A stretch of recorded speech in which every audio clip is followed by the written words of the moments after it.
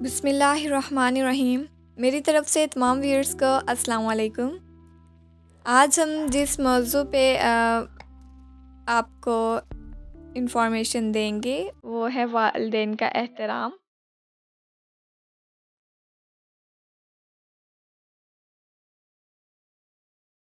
سب سے پہلے آپ کو مضمون لکھنے کے رہنما اصول بتاؤں گی کہ مضمون لکھتے وقت آپ نے تسلسل کا خیال رکھنا ہے، املا میں کوئی غلطی نہیں کرنی اور کم سے کم 10 صفحات لکھنے ہیں، اور ہر صفحہ پر 2 اقوال، قرآنی آیات، احادیث، اشعار لکھنے ہیں، اور غلط مضمون سے ہٹ کر آپ نے کوئی بات نہیں لکھنی۔ سٹارٹ میں آپ نے یہ والا شعر لکھنا ہے: در مضمون کو یوں گوندھ لے اے شاد مشکل ہے، سلیقہ انتہا کا چاہیے موتی پرونے میں۔ سب سے پہلے پیراگراف میں آپ لکھیں گے کہ زندگی بہت خوبصورت اور انمول تحفہ ہے، اس کی اصل خوبصورتی اور رونق والدین کے دم سے ہے۔ گلاب جیسی خوشبو، سچائی کا پیکر لازوال، محبت اور شفقت اور قربانی جیسے الفاظ یکجا ہو جائیں تو وہ الفاظ بن جاتے ہیں ماں اور باپ۔ جو چیز مخلوق کی پیدائش کا سبب بنی وہ محبت تھی۔ اللہ رب العزت نے اپنی محبت کو ساری مخلوق میں تقسیم فرما دیا۔ اس کے بعد آپ اس چیز کو ایکسپلین کریں گے اور یہ شعر لکھیں گے: پوچھتا ہے جب کوئی کہ دنیا میں محبت ہے کہاں، مسکرا دیتا ہوں میں اور یاد آ جاتی ہے ماں۔ اس سے اگلے پیراگراف میں آپ بتائیں گے کہ والدین دنیا کی سب سے بڑی نعمت بلکہ بے بدل نعمت ہیں۔ یہ والدین ہی ہیں جنہوں نے ہمیں جنا اور پال پوس کر بڑا کیا۔ یہ والدین ہی ہیں جو ہماری تعلیم و تربیت کے لیے کوئی دقیقہ فروغ گزارش نہیں کرتے اور اپنی بساط سے بڑھ کر ہمارے لیے سب کچھ کرتے ہیں۔ ماں باپ ہمیں انسانیت کا سبق دیتے ہیں، دنیا میں رہنے کے آداب سکھاتے ہیں۔ اس طرح آپ بیان کرنے کے بعد ان کا احترام بیان کرنے کے بعد کہ ان کا ہمیں احترام کرنا چاہیے، آپ یہ والا شعر پٹ کر دیں گے کہ سب سے بڑی سعادت ماں باپ کی ہے خدمت، سب سے بڑی عبادت ماں باپ کی ہے خدمت۔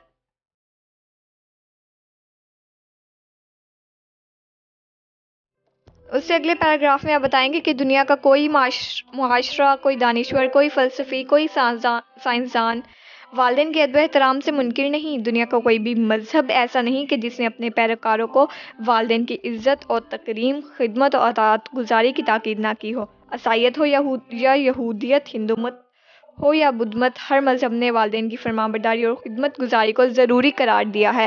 اسلام نے ماں باپ کے تقدس کو اس طرح بیان کیا کہ دوسرے مذاہب کی تعلیمات کے اس کے مقابلے میں مانند پڑ گئیں۔ ماں باپ دنیا کی سب سے عظیم نعمت ہے، جس کے پاس یہ نعمت ہو تو یہ دنیا اس کے لیے جنت ہے۔ اس کے بعد آپ یہ والا شعر پٹ کریں گے: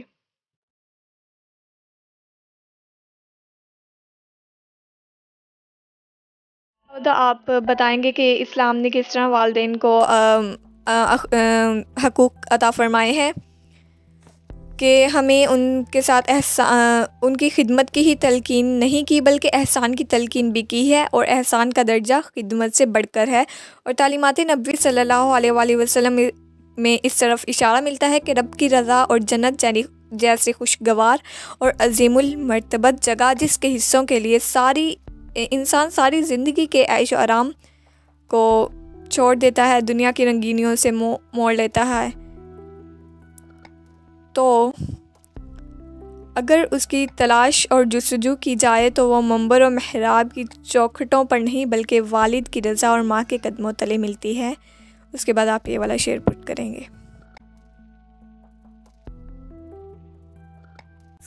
اس کے بعد آپ باپ کی عظمت بتائیں گے کہ باپ جنت کا اعلیٰ دروازہ ہے، اولاد کے لیے سرپرست اعلیٰ ہے، اولاد کی محبتوں کا گہوارہ ہے، اللہ کی رحمت کا سایہ ہے، اللہ کی خوشنودی کا ذریعہ ہے، اللہ کی صفت ربوبیت کا مظہر ہے، دنیا میں اولاد کے لیے بہترین رسائی اور سہارا ہے۔ اللہ تعالیٰ کا لاکھ لاکھ شکر ہے کہ اس نے ماں باپ میں سے اکثر باپ کو سخت طبیعت بنایا ہے۔ اگر ایسا نہ ہوتا تو بچے شیطان کے پھندے میں پھنس کر غلط راہ اختیار کر لیتے۔ ماں کو چاندنی کی طرح ٹھنڈا بنایا اور باپ کو سورج کی طرح گرم بنایا۔ ہر بچے کا ایک حقیقی باپ اور ایک حقیقی ماں ہے۔ ماں چاند ہے تو باپ سورج، اور یہ بات تو سبھی جانتے ہیں کہ چاند سورج ہی سے روشنی لیتا ہے۔ امام ترمذی، ابن ماجہ اور ابن حبان نے ابو درداء سے روایت کیا ہے کہ حضور نبی اکرم صلی اللہ علیہ وآلہ وسلم نے فرمایا: والد جنت کے دروازوں میں سب سے اچھا دروازہ ہے، اب چاہے تو اس کی فرمانبرداری کر کے اس کی حفاظت کرے یا نافرمانی کر کے اسے ضائع کر دے۔ اس سے اگلے پیراگراف میں آپ بتائیں گے کہ ماں اگر جنت ہے تو باپ اعلیٰ دروازہ ہے، ماں جنم دیتی ہے تو باپ زندگی دیتا ہے، ماں چلنا سکھاتی ہے تو باپ دوڑنا سکھاتا ہے، ماں کھڑا ہونا سکھاتی ہے تو باپ کھڑا رہنا سکھاتا ہے، ماں بچے کی حفاظت کرتی ہے تو باپ دونوں کی حفاظت کرتا ہے، ماں گھر سے جاتی ہے تو باپ گھر بناتا ہے، ماں کی گود مدرسہ ہے تو باپ اس کی عمارت ہے، ماں کے قدموں تلے جنت ہے تو باپ اس کی عمارت ہے، ماں کے قدموں تلے جنت ہے تو باپ ہی اسے جنت دیتا ہے۔ اس کے بعد آپ نبی پاک صلی اللہ علیہ وآلہ وسلم کا یہ فرمان مبارک لکھیں گے، باپ کی رضا میں رب کی رضا ہے، رب کو راضی کرنا ہے تو پہلے باپ کو راضی کریں۔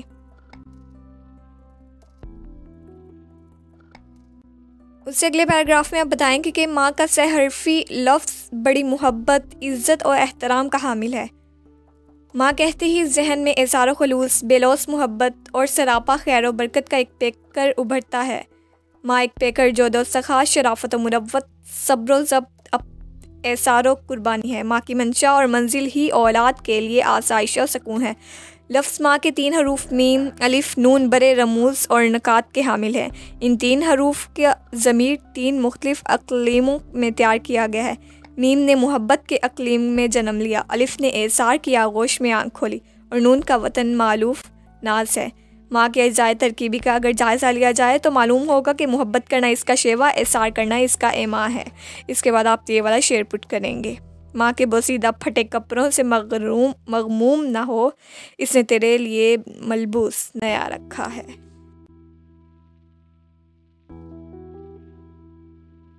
اس سے اگلے پیراگراف میں آپ بتائیں گے کہ انسانیت کی زبانوں پر سب سے خوبصورت لفظ ماں ہے، ماں کی گود انسانیت کا پہلا مکتب ہے، ماں کا دوسرا نام جنت ہے، اس کے بغیر تو کائنات نامکمل ہے۔ دراصل ماں کی اطاعت اور فرمانبرداری سعادت مندی ہے، عورت کا حسین ترین روپ ماں ہے، دھرتی کی سب سے قیمتی چیز ماں ہے، ماں کی خدمت عبادت ہے، ماں جنت کے دروازوں میں سے درمیان والا دروازہ ہے، ماں ایک آہ ہے جو سیدھا عرش پہ جاتی ہے۔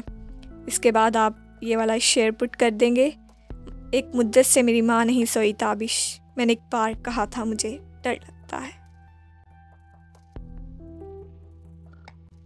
اس سے اگلے پیراگراف میں آپ بتائیں گے کہ ماں کی قدر ان سے پوچھیں جو اس نعمت سے محروم ہیں۔ سورہ لقمان میں ارشاد ہے، اور انسان کو ہم نے ماں باپ کے متعلق تاکید کی کہ ان کی خدمت اور اطاعت کریں، کیونکہ انہوں نے بالخصوص اس کی ماں نے اس کے لیے بڑی مشقتیں جھیلی ہیں، چنانچہ اس کی ماں نے ضعف پر ضعف اٹھا کر اس کو پیٹ میں رکھا۔ ماں اور باپ دونوں مشقت اٹھا کر بچے کی پرورش کرتے ہیں، اس لیے ہم نے اپنے حقوق کے ساتھ ساتھ ماں باپ کے حقوق ادا کرنے کا بھی حکم فرمایا۔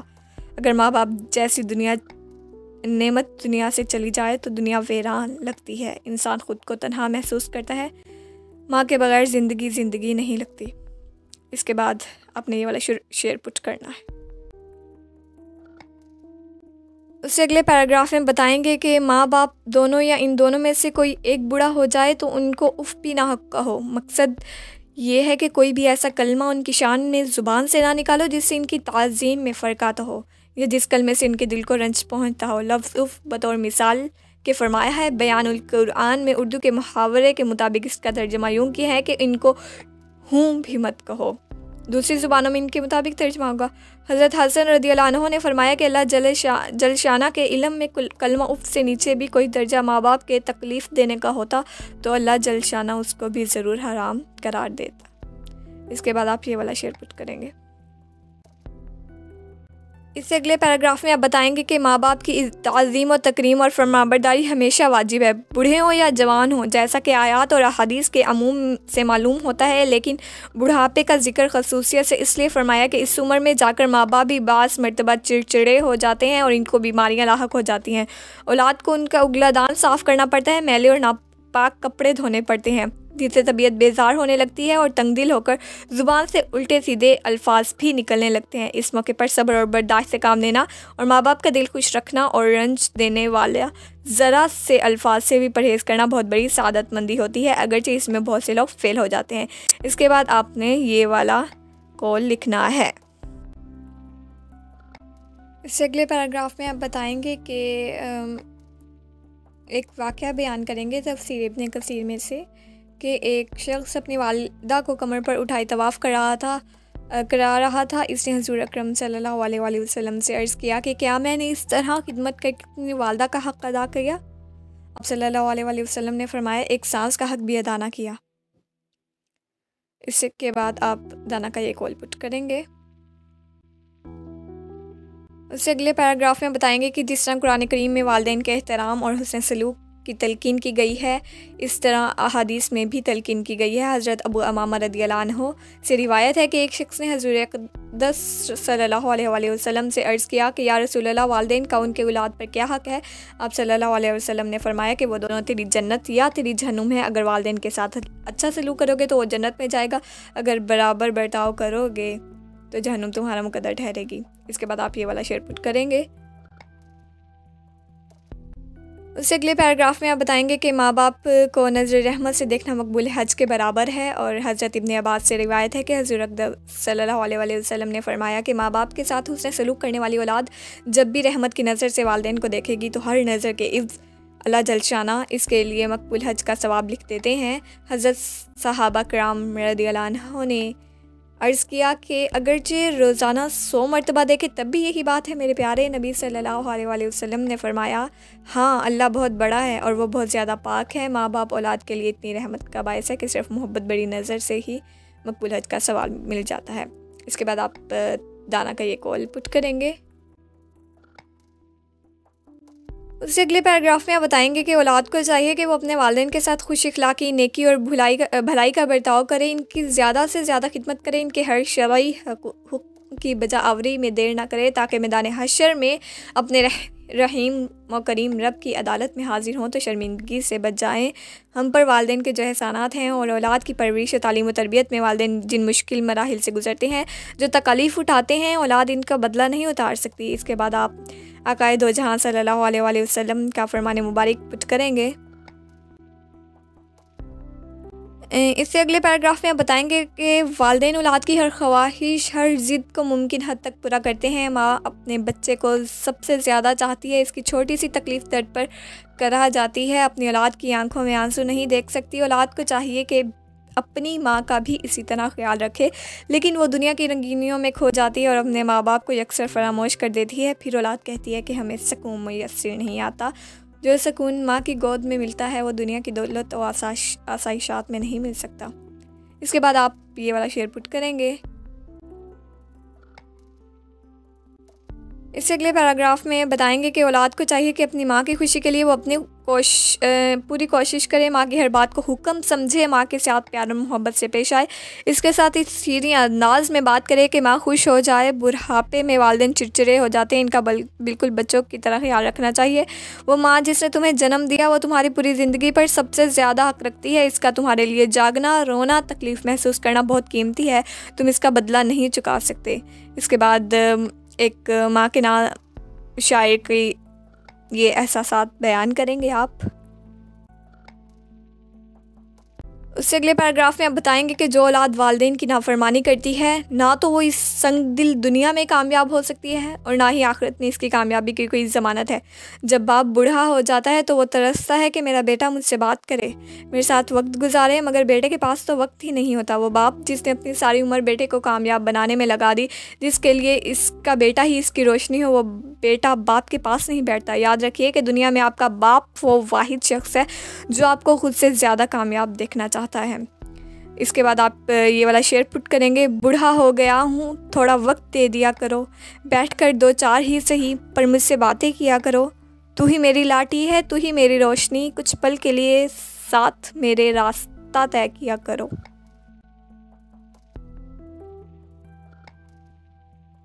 اس سے اگلے پیراگراف میں آپ بتائیں گے کہ جب باپ کا سایہ سر سے اٹھ جاتا ہے تو معلوم ہوتا ہے کہ یہ دنیا کتنی سنگین ہے۔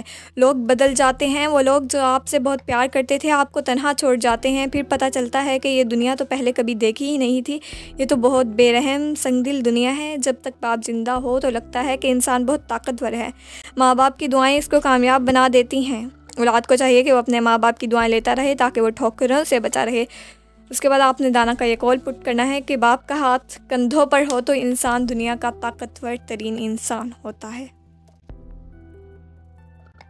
اس کے بعد آپ آخر میں لکھیں گے کہ الغرض والدین کے حقوق کی ادائیگی میں تمانیت، خاندان کی سکنیت اور آخرت میں جنت کی ضمانت ہے۔ ہمارے معاشرے میں موجود انتشار کی ایک وجہ والدین کے حقوق کی عدم ادائیگی بھی ہے۔ اللہ تعالیٰ نوجوان نسل کو والدین کی اطاعت، خدمت اور عزت و توقیر کرنے کی توفیق عطا فرمائے، آمین۔ حضرت عبداللہ بن عمر رضی اللہ عنہ سے روایت ہے کہ حضور نبی اکرم صلی اللہ علیہ وآلہ وسلم نے ارشاد فرمایا کہ جنت میں احسان جتانے والا اور شراب کی عادت رکھنے والا اور ماں باپ کو ستانے والا جنت میں داخل نہ ہوگا، اس لیے ماں باپ کو ستانے، دکھ دینے اور تکلیف پہنچانے سے باز رہیں تاکہ آپ جنت کے ضامن ہو سکیں۔ اس کے بعد آپ یہ والا شعر پٹ کر دیں گے، یہ کامیابیاں عزت یہ نام تم سے ہے، خدا نے جو بھی دیا مقام تم سے ہے، تمہارے دم سے ہے میرے لہو میں کھلتے گلاب، میرے وجود کا سارا نظام تم سے ہے، کہاں بسات جہاں اور میں کم سن و ناداں، یہ میری جیت کا سب اہتمام تم سے ہے، جہاں جہاں ہے میری دشمنی سبب میں ہوں، جہاں جہاں ہے میرا احترام تم سے ہے۔ اللہ تعالیٰ سے دعا ہے کہ وہ اپنی رحمت سے، اپنے کرم سے، اپنے فضل سے ہمیں اس حالت میں دنیا سے اٹھائے کہ ہمارے ماں باپ ہم سے راضی ہوں اور ہمارا ایمان سلامت ہو، آمین۔ دعا میں یاد رکھیے گا۔ اللہ حافظ۔